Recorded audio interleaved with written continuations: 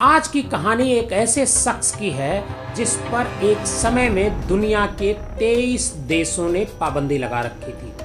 हम बात कर रहे हैं ओशो की, जिनकी हत्या तक के आरोप अमेरिका पर भी लगे थे। ओशो की मौत का विश्लेषण करने से पहले उनसे जुड़ी एक छोटी सी कहानी आपको जरूर सुननी चाहिए। बात 1940 की है। 10 साल का एक लड़का चंद्रमोहन रेलवे स्टेशन पर खड़ा होकर महात्मा गांधी का इंतजार कर रहा था। ट्रेन से गांधी कुछ ही देर में पहुंचने वाले थे। घर से चलते समय चंद्रमोहन को उसकी दादी ने 3 रुपए दिए थे, जो उस समय के हिसाब से बहुत बड़ी रकम थी। गांधी तीसरे दर्जे के डिब्बे में यात्रा कर रहे थे। साथ में कस्तूरबा और उनके सचिव भी थे। गांधी जी की ट्रेन अपने तय वक्त से 13 घंटे लेट उस रेलवे स्टेशन पर पहुंची। काफी लोग जो गांधी के इंतजार में वहां खड़े थे वो निराश होकर लौट गए थे, लेकिन चंद्रमोहन वहीं पर गांधी का इंतजार करता रहा। बापू से मिलने की जिद में न तो उसने कुछ खाया और न सोया। जब गांधी की ट्रेन स्टेशन पर पहुंची तो स्टेशन मास्टर ने खुद चंद्रमोहन को गांधी जी से मिलवाया और इस बच्चे की खूब तारीफ की।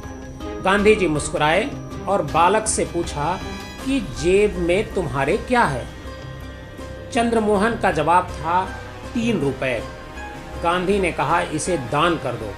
उनके पास एक बक्सा था जिसमें वो रास्ते चलते जो भी मिलता था उससे वो दान जमा करवा रहे थे। चंद्रमोहन ने कहा, हिम्मत हो तो ले लो, या फिर ये बताओ कि किस लिए दान करूं।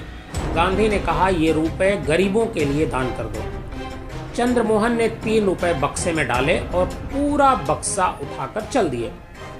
चकित गांधी ने उनसे पूछा कि ये क्या कर रहे हो। चंद्रमोहन ने कहा, पैसा गरीबों के लिए है। मेरे गांव में भी कई गरीब हैं, मैं पैसा उन्हें दे दूंगा। आप इसकी चाबी दे दीजिए। बच्चे की इस हरकत पर कस्तूरबा हंसने लगी और कहा, आज पहली बार आपको कोई टक्कर का आदमी मिला। गांधी जी से उन्होंने कहा था, ये बक्सा मुझे अपनी सौतन लगने लगा था। बढ़िया है बेटा, इसे ले जाओ। चंद्रमोहन ने कस्तूरबा की बात सुनकर वो बक्सा वहीं छोड़ दिया और स्टेशन से भाग गया। इसी चंद्रमोहन जैन नाम के इस लड़के को आज का आप ओशो के रूप में जानते हैं।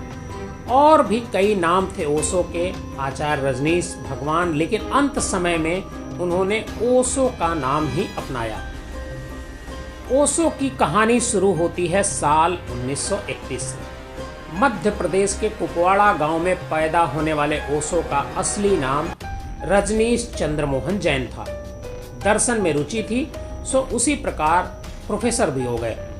वो 60 के दशक में ओशो ने पब्लिक में बोलना शुरू किया। ओशो तर्क देने और बोलने में तेज थे। 1969 में उन्हें दूसरे वर्ल्ड हिंदू कॉन्फ्रेंस में बुलाया गया, जहां उन्होंने कहा कि कोई भी ऐसा धर्म जो जीवन को व्यर्थ बताता है वो धर्म नहीं है। उनके इस बयान पर पुरी के शंकराचार्य नाराज हो गए। उन्होंने ओशो का भाषण रुकवाने की भी कोशिश की।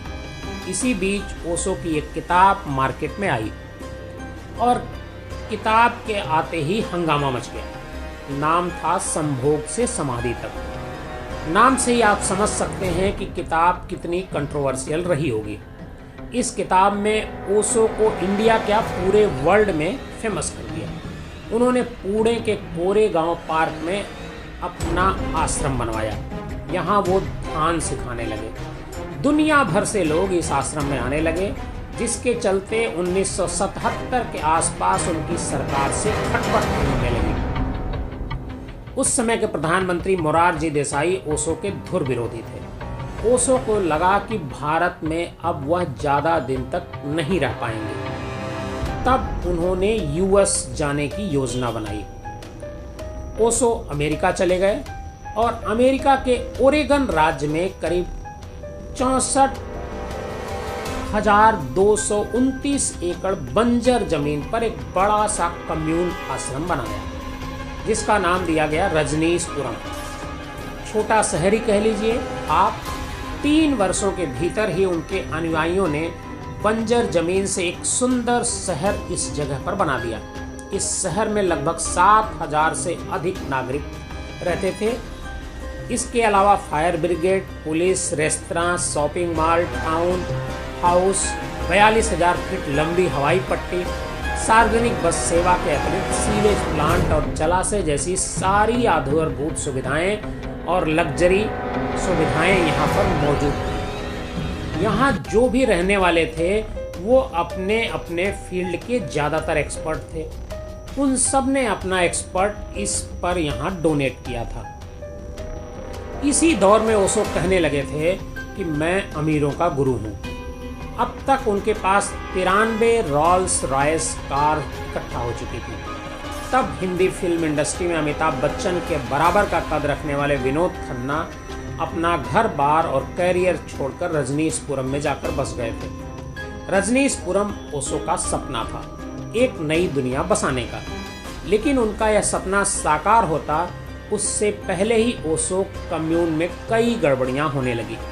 मां आनंदशीला नाम की उनकी सेक्रेटरी को बायो टेरर अटैक में दोषी पाया गया और उन्हें 20 साल की सजा भी हुई। ओशो कहते रहे कि उन्हें शीला के कारनामों का पता नहीं था। उनके शिष्यों को इस बात पर तो भरोसा था, लेकिन अमेरिकी सरकार को इस पर भरोसा नहीं था, क्योंकि अमेरिकी सरकार पहले से ही रजनीशपुरम को संदेह की दृष्टि से देख रही थी। इसलिए जैसे ही मां आनंदशीला वाला केस हो गया, सरकार ने रजनीशपुरम पर शिकंजा कसना शुरू कर दिया। कई तरह के आरोप लगाकर ओशो को अमेरिका में गिरफ्तार कर लिया गया। कई दिन जेल में बिताने के बाद ओशो के साथ अन्य उनके जो अनुयायी थे उनको देश निकाला दे दिया गया। उस समय अमेरिका के अलावा 21 देशों ने उनके प्रवेश पर प्रतिबंध लगा दिया। ओशो को तब भारत लौटना पड़ा। रजनीशपुरम का आश्रम दोबारा वीरान हो गया। भारत में ओशो ने एक बार फिर पुणे के आश्रम में प्रवचन देना शुरू कर दिया। 1985 में ओशो भारत आए और उसके बाद सिर्फ 5 साल तक वह जीवित रहे। 58 साल की उम्र में उनका निधन हुआ और तारीख थी 19 जनवरी 1990।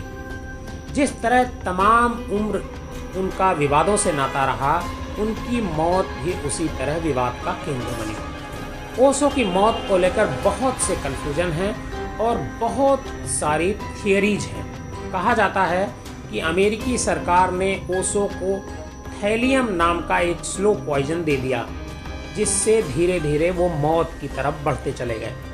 अमेरिका से लौटने के बाद ओशो ने खुद बताया कि मुझ में जहर के लक्षण हैं, मेरा रेजिस्टेंस कमज़ोर हो रहा है। उन्होंने यह भी कहा कि उन्हें खुद इस बात का शक था कि जब उन्हें अमेरिका की जेल में रखा गया था उस समय उन्हें पॉइजन दिया जा रहा था। अमेरिका में उनकी गिरफ्तारी बिना कोई वजह बताई की गई थी। इसके बाद ही उनमें जहर के लक्षण पाए गए। एक दूसरी कॉन्स्पिरेसी थ्योरी भी चलती है, जिसमें कहा जाता है कि ओशो की हत्या हुई थी उनकी प्रॉपर्टी के लिए। पत्रकार अभय वैद्य ने इस पूरे घटनाक्रम पर एक किताब लिखी है। नाम है हु किल्ड ओशो, ओशो को किसने मारा। इस किताब में वैद्य ने कुछ सवाल उठाए हैं। मसलन ओशो की मृत्यु की पिछली रात करीब 1 बजे डॉक्टर गोकुल गोकाणी को आश्रम से फोन किया गया। उन्हें बिना नाम लिए कहा गया कि किसी की तबीयत खराब है, वो जल्दी आश्रम आ जाएं।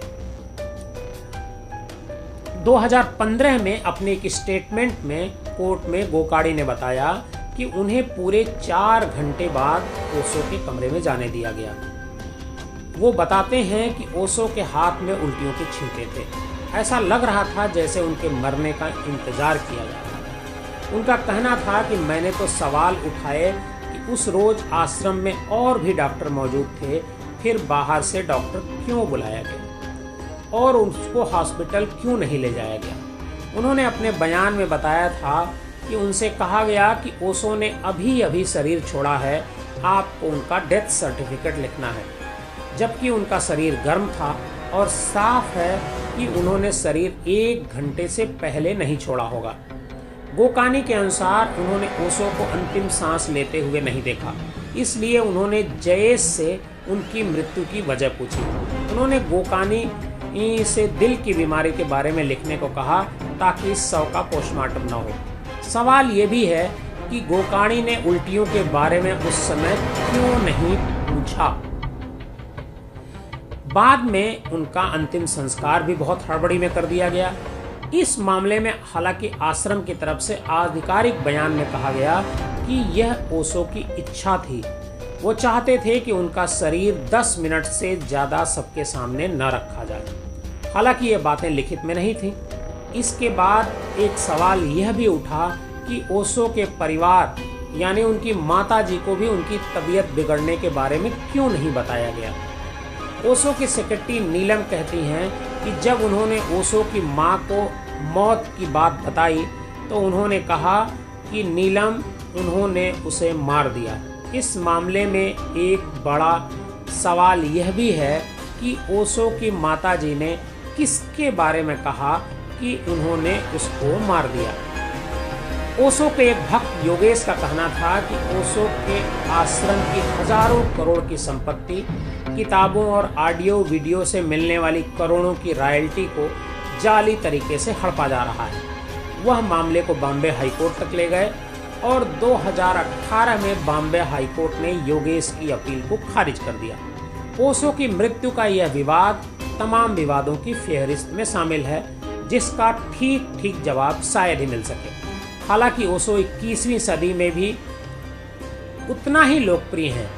उनकी किताबें हजारों की संख्या में बिकती हैं आज भी, और लोकप्रियता के वर्तमान पैमाने पर ओशो के वीडियो सोशल मीडिया पर लाखों की संख्या में भी देखे जाते हैं। उनके फॉलोअर्स मानते हैं कि ओशो न पैदा हुए न मरे, बस इस धरती पर 11 दिसंबर 1931 से 19 जनवरी 1990 के बीच भ्रमण के लिए आए थे। आपको आज की कहानी हमारी कैसी लगी कमेंट बॉक्स में ज़रूर बताइएगा।